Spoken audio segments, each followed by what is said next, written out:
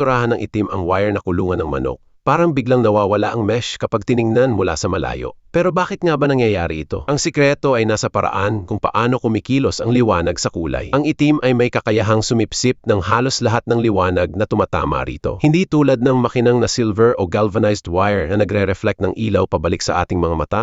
Ang itim na wire ay tahimik lang na sumisipsip ng liwanag kaya halos hindi ito napapansin. Dahil dito, hindi na ganong naaagaw ang atensyon ng ating mga mata sa paulit-ulit na guhit ng mesh. Unti-unting ini-ignore ng utak ang wire dahil wala itong matinding kinang o kulay na madaling mapansin. Ang resulta, mas malinaw mong nakikita ang bawat galaw ng mga manok, ang kulay ng kanilang mga mata, at kahit ang paraan ng pag-aayos nila ng kanilang mga balahibo, parang wala ng bakal na harang sa paningin. Ang dating simpleng kulungan ay nagmumukhang isang buhay at payapang tanawin mismo sa iyong bakuran. Nakakabilib isipin na sa simpleng pagpipinta lang ng itim, nagagamit na agad ang siyensya para lokohin ang ating mga mata at mas ma-enjoy natin ang kagandahan ng kalikasan. Ang epekto ng halos invisible na black chicken wire ay dahil sa reduced light reflection at glare, kaya mas madaling i-ignore ng mata at utak ang mesh. Salamat sa panonood. Mag-comment ka kung taga saan ka. Gusto kong malaman kung hanggang saan na nakarating ang video na ito.